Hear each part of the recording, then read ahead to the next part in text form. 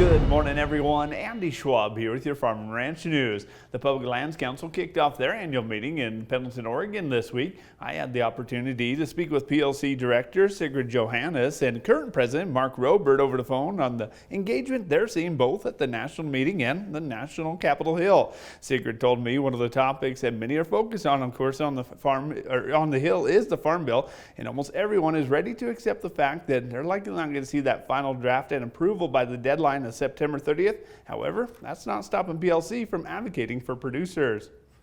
Looking towards the end of the year and, probably maybe even into the beginning of 2024, what we'd like to see in the bill is increased flexibility around grazing as a wildfire management tool and that forestry title. That's a big priority for us, the use of grazing both before and immediately after a fire. Right now, there's a prohibition on moving back into those immediate post-fire areas for grazing, and what you see there is just a vicious cycle of invasives moving in, cheatgrass, for example, and just building up the fuel in that area again, and then the next season it burns. So we want to make sure that there's a more common sense and targeted use of grazing to treat those areas.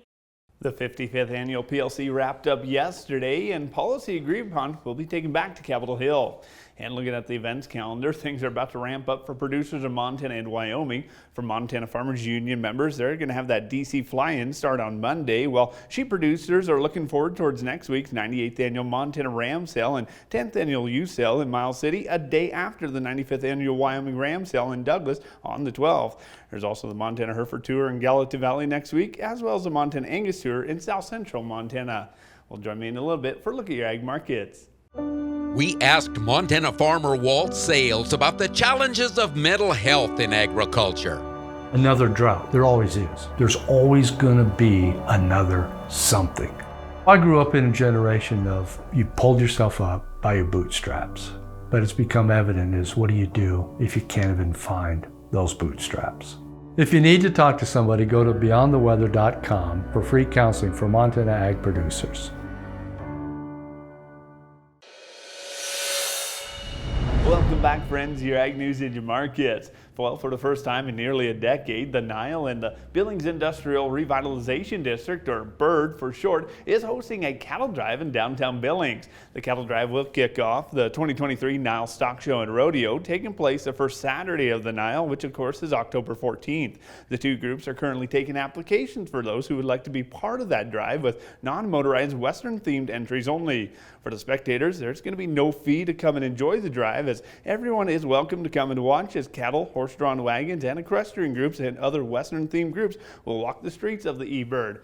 More of the details and entry forms to enter in that parade can be found online at thenile.org.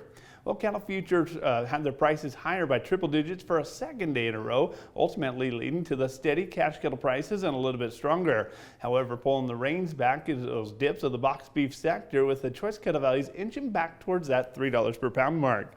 Slipping south for a hint of the fall run, Torrington livestock had over 2,200 head of steers and heifers through their ring. Higher head count certainly came from the yearling steers, as those heavy 9 weights bringing around $245 a pound.